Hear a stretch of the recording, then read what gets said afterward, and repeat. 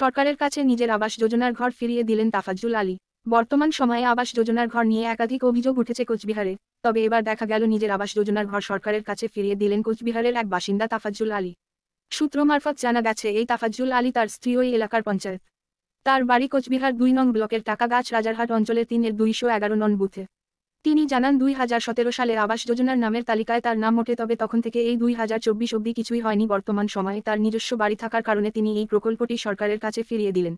তার কারণ তিনি জানান সমাজে অনেক সাধারণ গরিব মানুষ রয়েছে যাদের ঘরের প্রয়োজন, যেহেতু তার কাছে বর্তমান সময়ে একটি বাড়ি রয়েছে তাই তিনি এই বাংলার আবাস যোজনা ঘরটি সরকারের কাছে ফিরিয়ে দিতে চায় যাতে সাধারণ গরিব মানুষ এই ঘরটি পায়। এই বিষয়ে তিনি আরও জানান আবাস যোজনার ঘর যারা সার্ভে করতে আসছে তাদের মাধ্যমে এই প্রকল্পটি তিনি ফিরিয়ে দেবেন লিখিতভাবে। আপনাদেরকে আমার 2017 সালে বাংলা আবাস যোজনায় নাম ছিল। তো সেই নামটা আমার 2017 সালে আসছিল। তখন থেকে তো ঘর বন্ধ ছিল। এখন সেই নামটা আবার আসছে বাংলায়, যে আবাস যোজনা। সেই ঘরটি আমার তখন তো থাকার ঘর ছিল না, যাই হোক এখন আমার থাকার ঘর আছে। বাবার ঘরে থাকছি। আমি চাচ্ছি, যেহেতু আমার ঘর আছে, আমার থেকে যারা গরিব মানুষ তারা যাতে এই ঘরটা পায়, আমি সরকারের কাছে বিশেষভাবে আবেদন করব।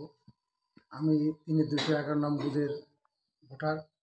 আমার ঘরের আইডি নাম্বার 1205667889। আমার নাম তাফাজুল আলী, বাবার নাম মকসেদ আলী। আমি চাচ্ছি এই ঘরটা আমার লাগবে না।